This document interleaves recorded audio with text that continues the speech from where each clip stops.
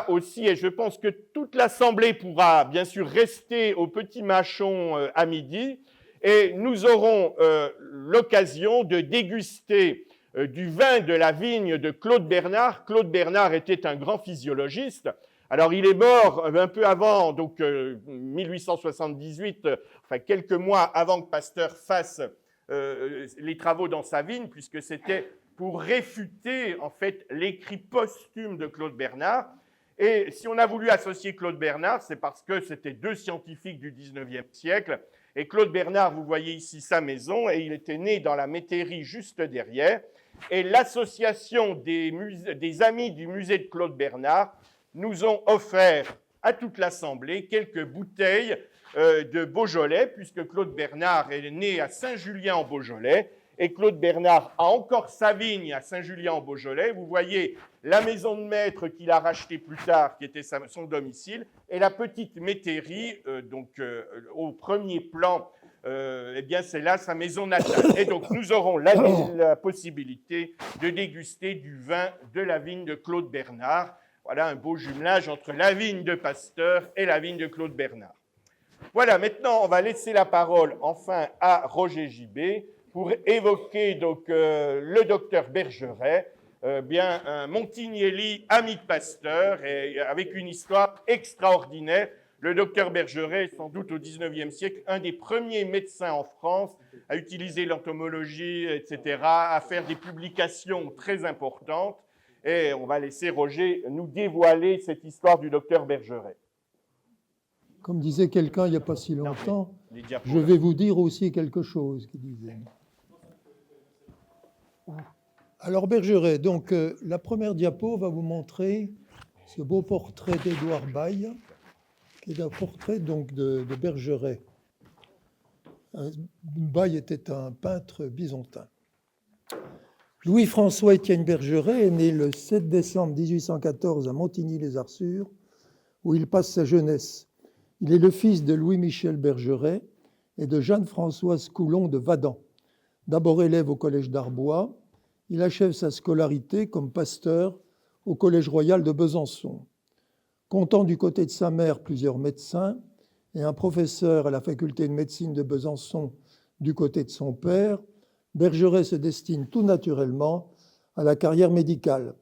Il étudie à la faculté de médecine de Strasbourg, puis à celle de Paris, où il obtient en 1838 à 24 ans le diplôme de docteur en médecine. Pour se rapprocher de sa mère veuve, il s'installe l'année suivante, 49 Grande Rue à Arbois, à l'emplacement à peu près de la fleuriste actuelle de la Grande Rue. Dès son arrivée, il est nommé chirurgien en chef de l'hôpital, puis expert judiciaire en matière criminelle.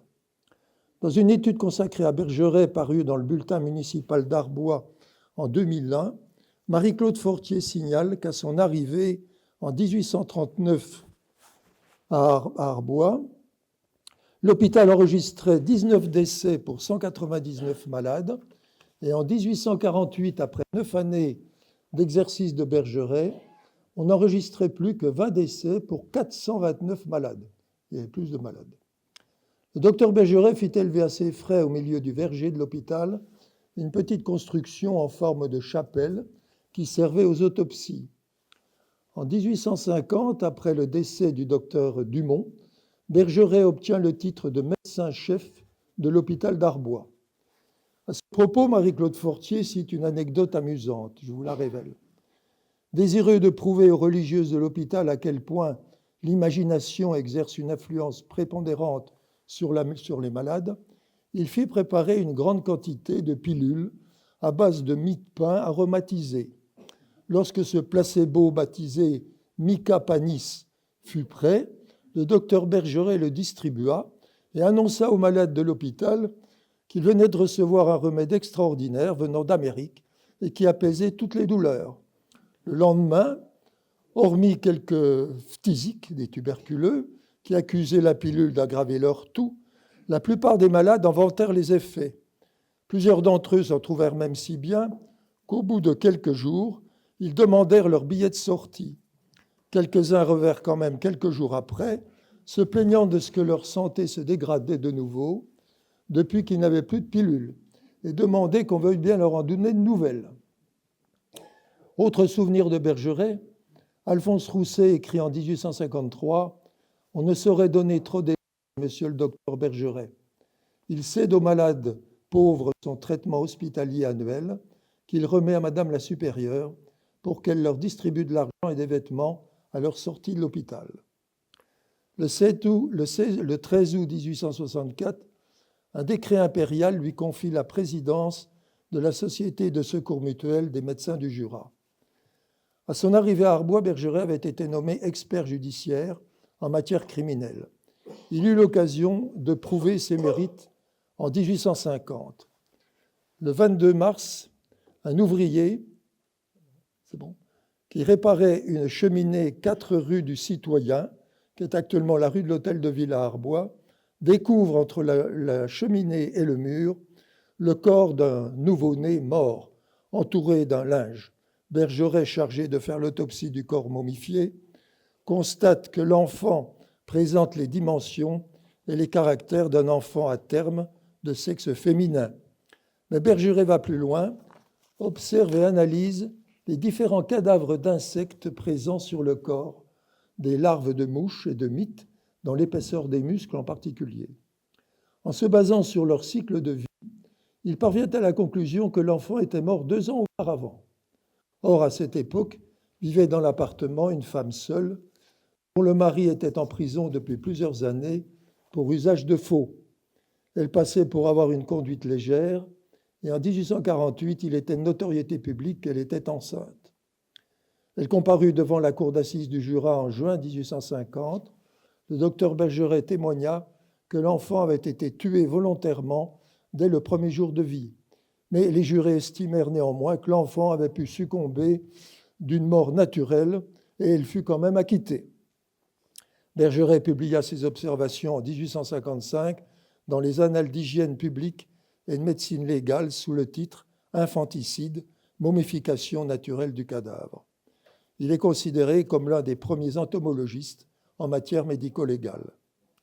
Ses multiples activités médicales n'empêchèrent pas Bergeret d'être élu plusieurs fois dans les conseils municipaux d'Arbois, puis plus tard de Montigny, et même d'être élu conseiller général en 1848 et 1852.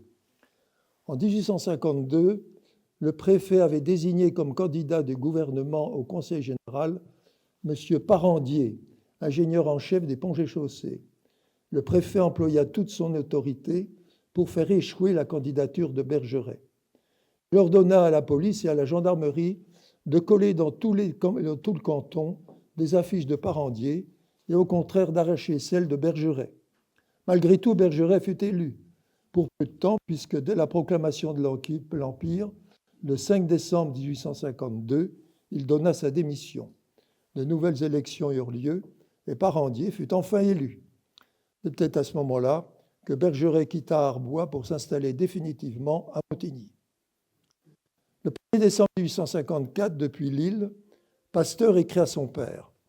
« J'ai vu le préfet du Nord et lui ai présenté les amitiés de M. Bergeret, dont il se souvient avec beaucoup de plaisir, ainsi que de Mme Bergeret.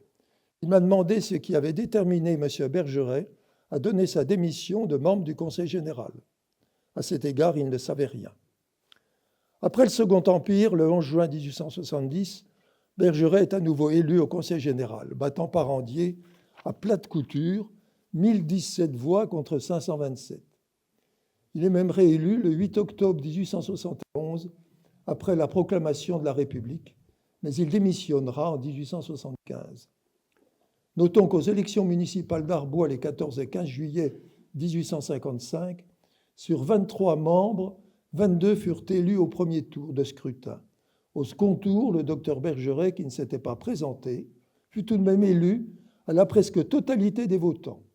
C'est dire en quelle estime les Arboisiens portaient le docteur Bergeret. Il fut le médecin de la famille Pasteur pendant plus de 30 ans. Le 19 novembre 1846, Jean-Joseph Pasteur écrit à son fils « L'indisposition de Virginie, une des sœurs de Pasteur, est augmentée au point que depuis 3 semaines, elle ne peut rien faire sans pourtant tenir le lit. Mais voici 2 jours qu'elle est mieux. Monsieur Bergeret, qui vient de la voir, dit qu'elle ne court aucun danger, mais qu'elle ne doit rien faire du tout. Il y a 2 ans qu'elle a déjà été comme cela pendant près de 3 mois. Espérons que cette fois, ce sera moins long. Le 25 décembre 1847, Jean-Joseph Pasteur écrit à nouveau à son fils. La Virginie est tout à fait guérie. M. Bergeret lui fait prendre de l'eau ferrugineuse du docteur Kenneville. Le produit sort de chez M. Vauquelin de l'Institut. M. Bergeret, l'ayant soigné, a trouvé que son sang, l'ayant saigné, a trouvé que son sang se décolorait 2 jours après. Il vint nous le dire et lui fit prendre les sels de fer. Depuis, sa santé s'est améliorée à vue d'œil. C'est au point que quand elle a chaud, qu'elle travaille, il lui vient des couleurs très vives. Avant cela, plus elle avait chaud, plus elle était pâle. Et Jean-Joseph Pasteur d'ajouter, voilà ce que me disait il y a bien peu M. Bergeret. Parlant de toi, il me dit, votre fils est dans la plus belle position pour faire un brillant mariage. Et sans doute, comme tant d'autres, il ne s'en doute pas. L'homme est ainsi fait, je n'y tiens peu compte de son mérite. Je vous engage, m'a-t-il dit, à lui insinuer de bonne heure qu'il n'a qu'à demander pour obtenir. Un refus n'est fait à de tels jeunes gens que par des sottes et des sots. Dans son journal, Bergeret écrit en parlant de Pasteur. J'ai recueilli le dernier soupir de sa mère, qui a été frappée d'apoplexie, foudroyante à 55 ans, à 6 heures, le 21 mai 1848. Dans un moment où, près du lit de sa fille malade, elle causait gaiement avec moi, tenant à la main les carottes qu'elle rapportait de son jardin. D'autre part, pour son mariage avec Marie-Laurent en 1849, Bergeret rédigera la lettre de moralité de Pasteur aux futurs beaux-parents. Pasteur écrit encore à son père en mai 1853 « Je crois que tu as grand tort de t'inquiéter de ce dépôt rougeâtre d'acide urique qui se forme dans tes urines par le repos. Parle-en à Bergeret. » Et encore le 24 mai 1853, « Soigne bien ton mal d'œil, ne fais pas de remède de charlatan, suis les conseils de M. Bergeret. » En 1856, Pasteur est candidat à l'Académie des sciences. Aujourd'hui, voilà le fils candidat à l'Institut. S'il échoue, j'en serai plus que consolé, car il est bien à Lille, logé comme un seigneur, et une seule leçon par semaine obligée, et 10 000 francs de traitement. L'intérêt que vous lui avez toujours porté me fait vous dire ces choses. Pasteur échouera cette année-là, on le sait, il sera élu à l'Académie des sciences que le 8 décembre 1862. Le 30 mai 1863, on est bon là, Bergeret, qui souhaite devenir membre correspondant de l'Académie de médecine, sollicite l'appui de Pasteur. Il lui écrit « Voilà maintenant ce que je désirerais de vous. Comme je ne suis pas sur les lieux, je viens vous prier de bien vouloir faire une démarche auprès de ces messieurs Bouillant, Nohain et Dubois, afin que je ne sois pas victime de l'oubli ou de quelques intrigues. Puisque je suis décidé à lancer cette candidature, vous comprendrez que je dois tenir à ce qu'elle n'échoue pas. Vous avez acquis une si belle position dans le monde des savants que votre intervention dans cette affaire ne peut manquer d'être très utile. » Alors on se demande comment, au milieu de tant d'occupations, le docteur Bergeret trouva le temps d'écrire des ouvrages de médecine clinique et d'autres plus nombreux de médecine morale, inspirés des doctrines hygiéniques et morales à répandre dans la population à cette époque. Il publia beaucoup dans le bulletin de la Société de médecine de Besançon, dont il était membre depuis 1845, mais aussi dans les annales d'hygiène publique et de médecine légale, et même dans le bulletin agricole du comice de Lons-Saunier. Tous ces écrits rédigés pendant ces 40 années d'exercice donnent une idée de ce qu'était l'exercice de la médecine de campagne au XIXe siècle dans notre région, où il s'agissait beaucoup plus, à vrai dire, de prévenir que de guérir.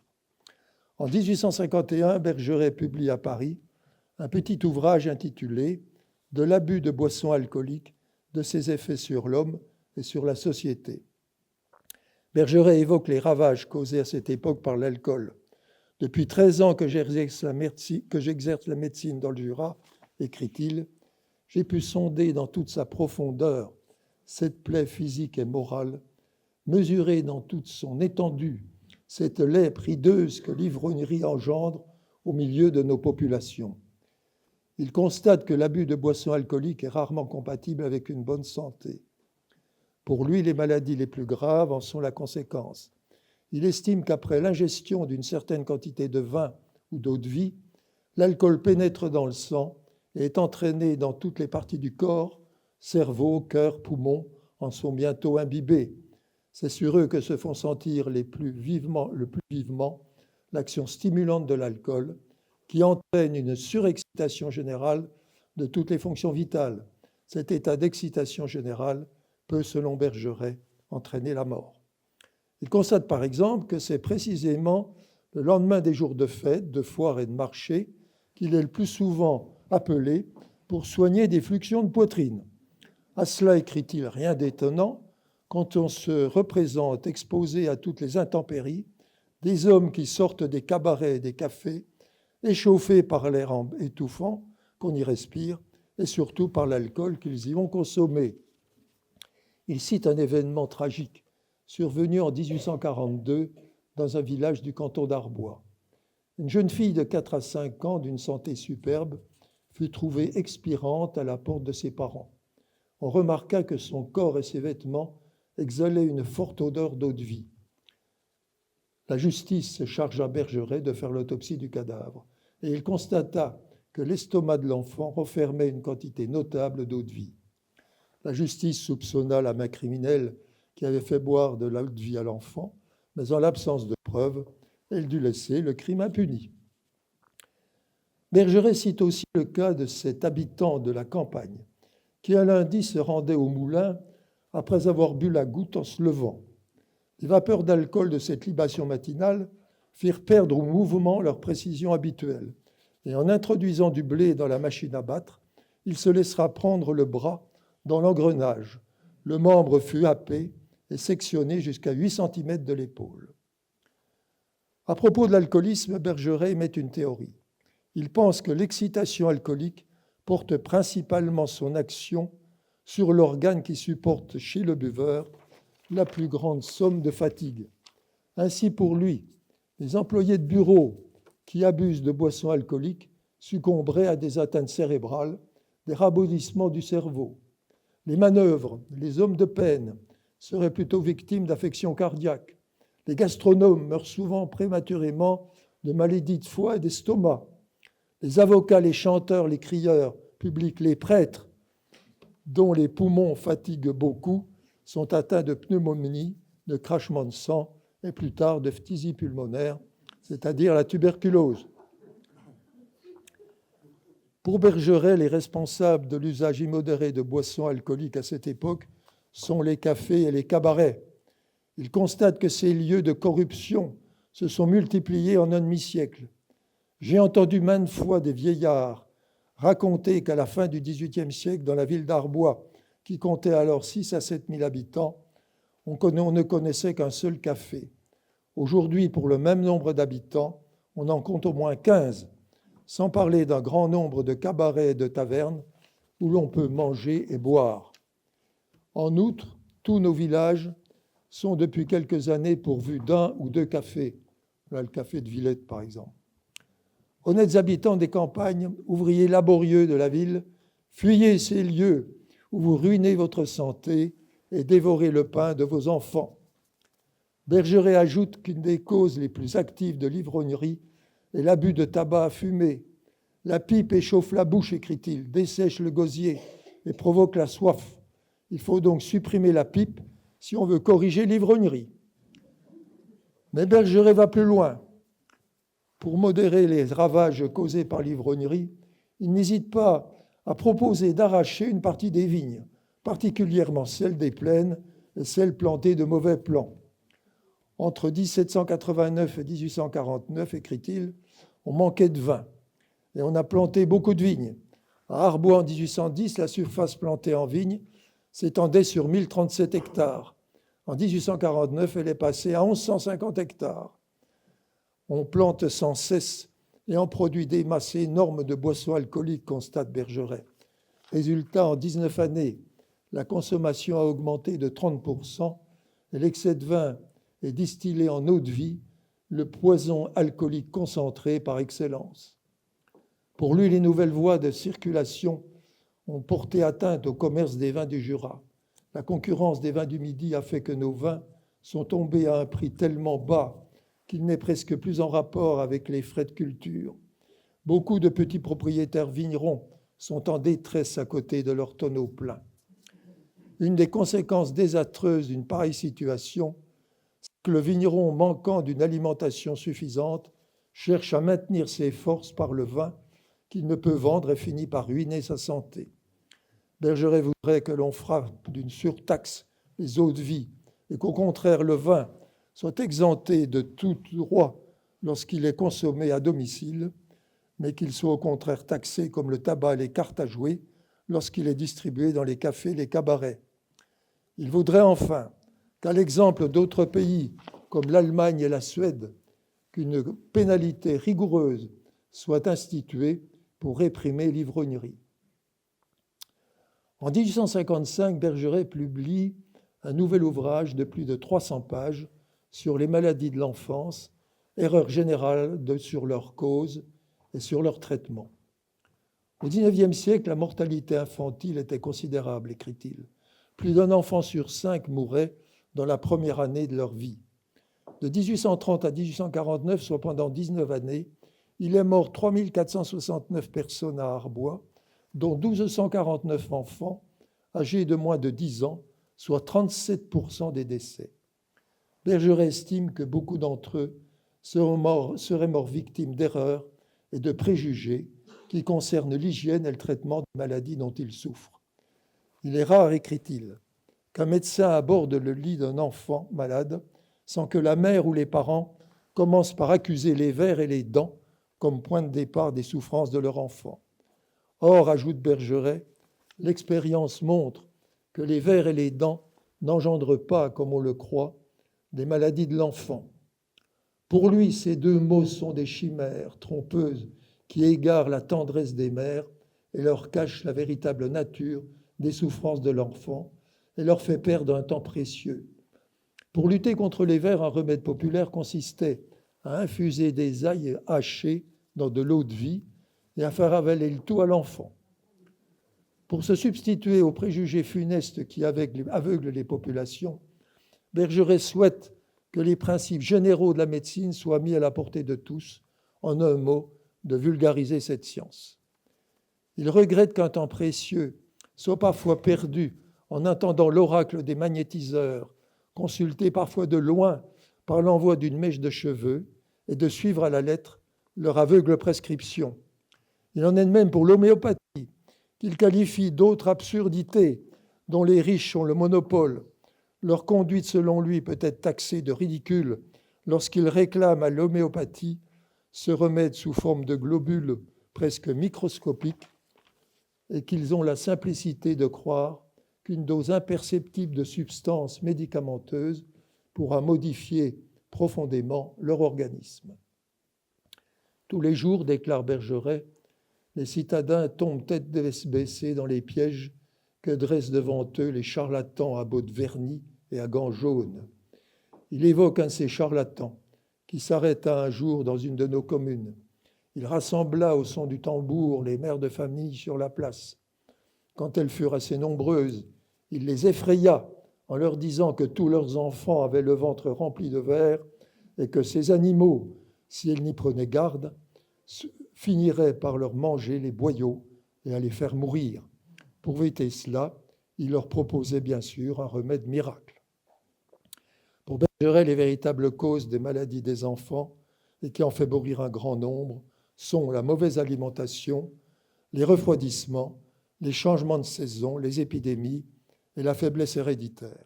Il met en cause la trop grande quantité d'aliments ingérés ou leur mauvaise qualité qui sont responsables d'un grand nombre de maladies. L'allaitement au biberon, aurait, écrit-il, est la plus détestable manière de nourrir un enfant. Presque tous ceux que l'on élève de cette façon finissent par en souffrir et même par en mourir. Vous avez ici, vous voyez que Madame Pasteur a retenu la leçon. Pour les enfants plus âgés, il préconise de leur donner à manger des gaudes le matin, un morceau de pain sec à midi et de la soupe le soir, rarement de la viande. Ne pas donner de vin aux enfants sous prétexte de rendre leur constitution plus vigoureuse. Et Bergeret cite l'exemple d'une épidémie de rougeole à Vaddan, qui en 1826 enleva 23 enfants sur une population de 600 habitants. On leur avait donné à boire du vin chaud sous prétexte de faire pousser l'éruption cutanée. Par ailleurs, l'usage immodéré de piquettes chez les enfants fait apparaître des rougeurs puis des boutons sur la face et les yeux qui peuvent conduire à une ophtalmie grave. Après la mauvaise alimentation, l'influence du froid est celle qui engendre, selon Bergeret, le plus d'indisposition et de maladies graves chez l'enfant, surtout de la naissance à la 3e année. La montagne, ce vent qui descend le soir des plateaux, provoque des fluxions de poitrine, des cathars pulmonaires, des angines, et dans les localités comme Arbois, qui sont situées à l'entrée des vallées. Le changement de saison engendre également le développement de toute une catégorie de maladies de l'enfance. Bergeret observe qu'à la fin de l'hiver, on voit pulluler les inflammations des voies pulmonaires, alors que c'est en automne qu'éclatent les maladies digestives. La mortalité est la plus considérable à l'arrivée du printemps qu'à toute autre période de l'année. Les épidémies de variole, typhoïde, scarlatine, choléra frappent les enfants plus que les adultes. Sans en connaître l'origine, Bergeret suggère que ces maladies infectieuses sont causées par un venin très subtil. Pasteur n'est pas encore passé par là. Une épidémie de variole se déclara à Arbois en 1846. Il y avait 15 ans qu'elle ne s'était pas manifestée. Heureusement, en dépit des réticences dès le début du XIXe siècle, les médecins diffusaient largement les méthodes de vaccination préconisées par l'anglais Jenner dès 1796. L'hérédité influencerait aussi la santé des enfants. Bergeret écrit « Que d'enfants issus de parents chétifs et débiles sont enlevés avec une effroyable rapidité par la maladie. » Mais pour Bergeret, l'une des causes les plus importantes de la dégénérescence de notre espèce réside dans les unions dans lesquelles des hommes âgés ont l'imprudence de s'engager. Quoi de plus révoltant, écrit-il, que de voir un sexagénaire associé par les liens du mariage à une femme jeune. Aussi la nature châtie la violation de ses lois en lui envoyant la plus triste des progénitures. Bergeret se montre aussi sévère pour les familles de buveurs. Pour lui, l'ivrognerie étouffe en germe les 2/3 des enfants qui auraient pu être procréés. De plus, l'expérience prouve que les enfants procréés dans l'ivresse apportent en naissant un triste germe de maladie. Leur vie est languissante et ils succombent presque tous prématurément. Bergeret évoque aussi un certain nombre de remèdes préconisés à l'époque chez les enfants et qu'il condamne avec force. Les écrevisses, par exemple, jouissaient d'une réputation médicale. On voyait des petits malades affublés d'un cataplasme d'écrevisses sur la partie souffrante. Ces écrevisses étaient bien tantôt vivantes, tantôt cuites et parfois écrasées. Dans la maladie cérébrale, on enveloppait la tête de l'enfant d'un sac rempli d'écrevisses bien vivantes. Pour les vers, les écrevisses cuites appliquées sur le ventre avaient une grande réputation chez les mères de famille. Pour empêcher les douleurs de la dentition, on mettait aux enfants des colliers de bouchons de liège ou d'ambre. Ces colliers d'ail avaient aussi une grande réputation contre les vers. On pouvait aussi faire avaler un remède composé avec des poux, dans l'espoir de guérir une maladie quelconque, en particulier la jaunisse. Mais, ajoute Bergeret, tous les poux n'étaient pas bons pour préparer le remède. Il fallait pour cela que des poux blancs. Pour les dartres, prendre un crapaud le plus beau possible, le mettre au milieu d'un pot de pâtre et le faire cuire au four jusqu'à ce qu'il soit entièrement sec, le réduire en poussière et faire prendre à l'enfant une prise de cette poudre avec du lait. Le docteur Bergeret signale aussi qu'il a vu plus d'une fois des jeunes tuberculeuses à qui leurs parents faisaient avaler des quantités énormes d'escargots vivants. Un jour, ajoute-t-il, nous avons trouvé un pigeon qu'on avait fendu vivant en deux et qu'on avait appliqué chaud et saignant sur le cœur d'un enfant mourant pour le ranimer. Voilà pour les enfants. En 1863, Bergeret publie une autre petite plaquette intitulée « Le goitre dans le Jura ». D'après Bergeret, au XIXe siècle, cette anomalie affectait surtout le vignoble jurassien entre Lons-le-Saunier et Salins.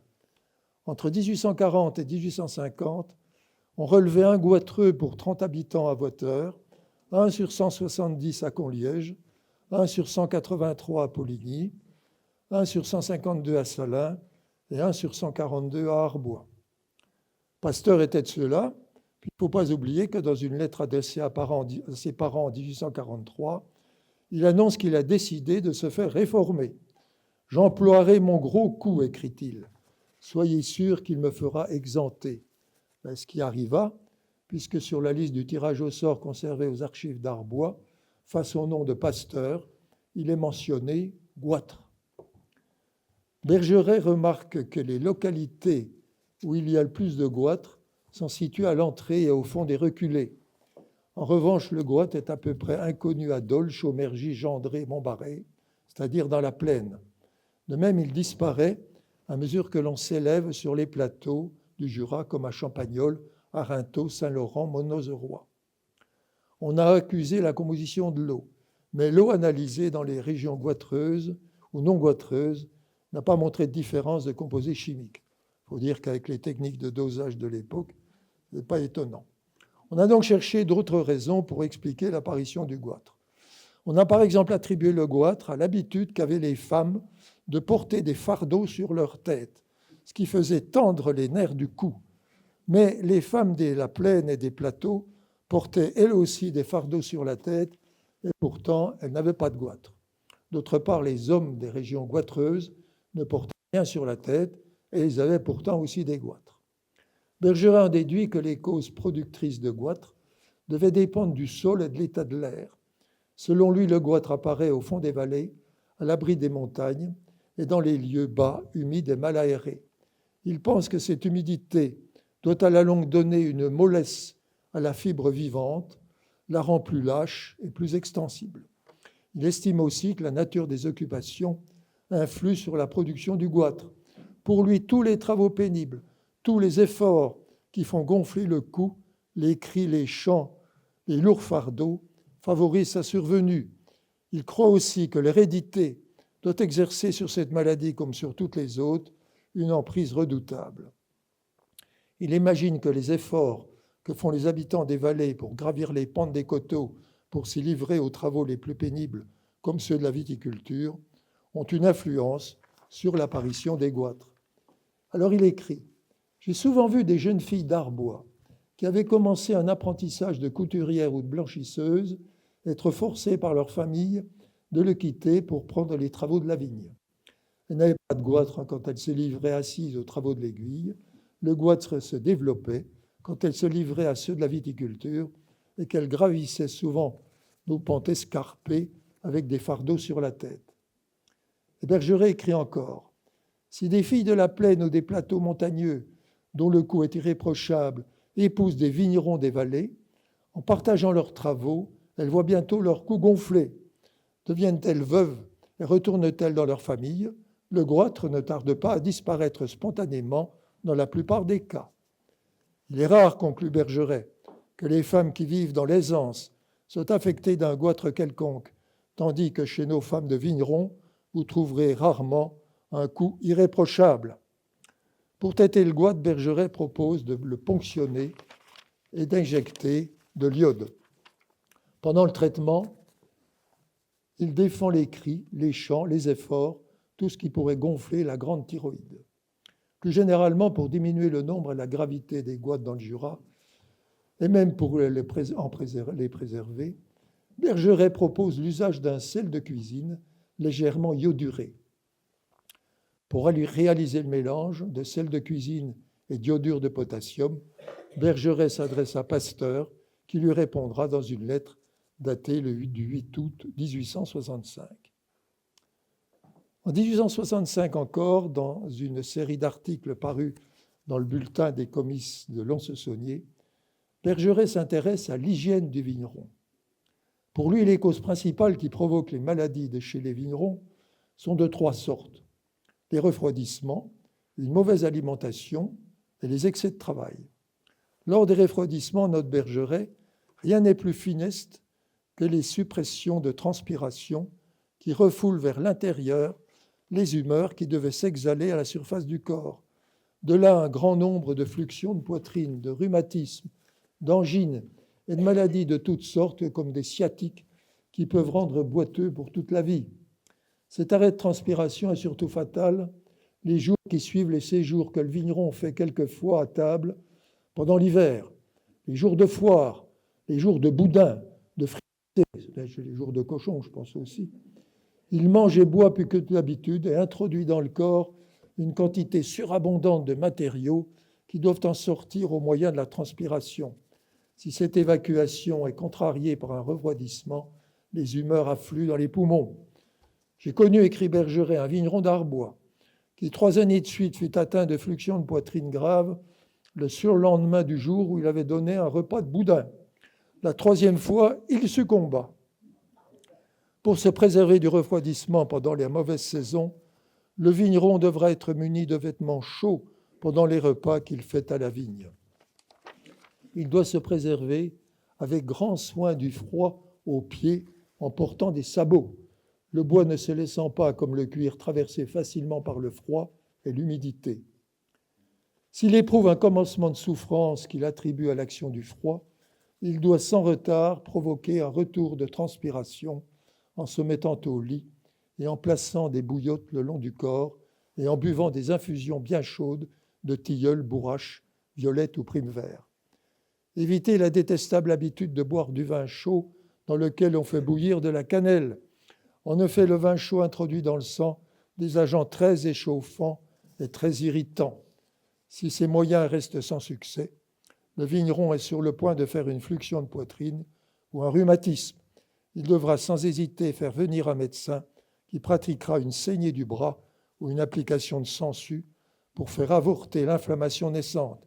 C'est le remède par excellence des maladies inflammatoires. 2e cause de maladie des vignerons pour Bergeret, une mauvaise alimentation. Bergeret témoigne qu'il a soigné un assez grand nombre de vignerons qui s'étaient rendus gravement malades en se nourrissant mal et remplaçaient leur nourriture en buvant une plus grande quantité de vin. Un tel régime, écrit-il, doit conduire à la longue à une inflammation de l'estomac et des intestins qui peut conduire à des gastrites, des gastroentérites mortelles. Pour Bergeret, la nourriture par excellence pour le vigneron, c'est la soupe. Il doit en manger au moins 2 fois par jour, matin et à souper, et même pour le repas de midi. Il condamne l'habitude qu'ont certains vignerons de commencer la journée en avalant une quantité immodérée d'eau-de-vie, en buvant la goutte. Cette libation matinale provoque chez eux un échauffement du gosier et de l'estomac, de manière à éveiller une soif qui fait que plus tard, dans le cours de la journée, il faut rendre au baril des visites fréquentes. C'est ainsi qu'on voit souvent des vignerons, surtout les plus âgés, tomber chaque jour dans une demi-ébriété qui se traduit par un bavardage incohérent et un défaut de précision dans les mouvements. Un pareil régime ne peut être suivi longtemps sans impunité. L'excès de travail, hors de proportion avec ses forces, peut quelquefois conduire le vigneron à contracter des maladies graves. Cet état peut être aggravé si le vigneron a le malheur d'ajouter à l'excès de travail un usage trop copieux de vin et d'eau-de-vie qui surexcite les battements du cœur. Bergeret évoque aussi longuement dans ses écrits les problèmes de l'émigration des cultivateurs vers les vignes, vers les villes, ses inconvénients et ses dangers. La population arboisienne, qui dépassait 7000 habitants en 1826, n'en compte plus que 5744 en 1866. Cette émigration tendant à augmenter à mesure que le réseau des voies ferrées se développe. Pour dissuader les candidats à l'émigration, Bergeret évoque les maladies qu'ils vont contracter. Maladies de poitrine, fièvre grave telles que typhoïde, scarlatine, ou bien sûr les maladies qui sont le fruit de la débauche. Pour les maladies de poitrine, La phtisie pulmonaire, la tuberculose, provoque chaque année des milliers de décès. La cause, les logements étroits où s'entassent un grand nombre de personnes. En vertu de la loi fatale de la transmission de la phtisie pulmonaire par voie de contagion, ou plutôt d'infection, en respirant l'air rejeté par les poitrines purulentes des phtisiques, les jeunes campagnards qui reviennent dans leur village atteints par cette maladie répandent la phtisie autour d'eux. J'ai vu des familles entières disparaître, écrit Bergeret. Il existait à Montigny, dans la rue que j'habite, une famille composée du père, de la mère, d'un garçon et de 2 filles. Michel était leur nom. L'aînée des filles est entraînée à Lyon par une de ses parentes. Elle revient dans sa famille 3 ans après, atteinte de phtisie pulmonaire. La jeune fille meurt, sa mère ne tarde pas à tousser, elle maigrit et va bientôt la rejoindre. Son mari en fait autant 1 an après. Le garçon et la fille cadette, restés seuls, partent pour aller chercher une place à Lyon. Je les ai vus revenir tous les 2 avec la mort dans le sein. Il n'a fallu qu'un petit nombre d'années pour que cette famille entière devienne la plaie de la phtisie pulmonaire. À vrai dire, tous les aspects de la médecine et de l'hygiène intéressent Bergeret. En 1868, il publie même un ouvrage intitulé « Des fraudes dans l'accomplissement des fonctions génératrices », ouvrage réédité jusqu'en 1904, et qui sera même, paraît-il, traduit en anglais. Bergeret y condamne l'activité sexuelle qui n'est pas tournée vers la procréation. Il réfute tous les arguments favorables au contrôle des naissances. Bergeret publia aussi de nombreux articles dans le bulletin de la Société de médecine de Besançon. Les cas présentés sont le fruit de sa pratique médicale et chirurgicale à l'hôpital d'Arbois et dans son cabinet. Alors il raconte un exemple de ce qu'il raconte, un peu amusant, à propos de la survenue d'un chancre à la lèvre inférieure, envenimé au début par le tranchant du rasoir sur un petit bouton. Bergeret déclare voir avec satisfaction le rasoir tombé en désuétude. Pour lui, l'usage du rasoir n'offre aucune utilité et il peut avoir de graves inconvénients. Il écrit « Combien de maladies de peau se montrent autour de la bouche par l'effet du rasoir ? Je me suis demandé bien des fois d'où vient cet absurde usage de couper cet ornement que la nature a donné à l'homme. J'appelle la barbe cet ornement, car je ne vois rien de plus beau que les figures de François Ier et d'Henri IV entourées de leur barbe. L'usage de se couper la barbe ne serait-il point venu de quelques rois efféminés qui ont donné le premier exemple ? C'est sous Louis XIII et Louis XIV que l'emploi du rasoir me paraissait être généralement répandu. Or, il n'avait pas l'humeur belliqueuse et chevaleresque de François Ier et d'Henri IV. En 1878, après 40 années d'exercice, Bergeret met un terme à sa carrière médicale et termine sa vie à Montigny aux côtés de son épouse, née Élisabeth Villermet. Le couple avait adopté une fille, Louise-Élisabeth Clavière, qui épousa le docteur Gaudron, médecin à Besançon. En 1880, lors de la création de l'association des anciens élèves du Collège Pasteur d'Arbois, Bergeret est nommé président d'honneur de l'association avec Pasteur et Parandier. Vous voyez qu'il était en belle compagnie. Après une courte maladie, le docteur Bergeret décède à Besançon le 3 janvier 1893 à l'âge de 79 ans. Dans ses dernières volontés, il avait exprimé le désir d'être inhumé au cimetière de Montigny. C'est là qu'il repose. Je vous remercie.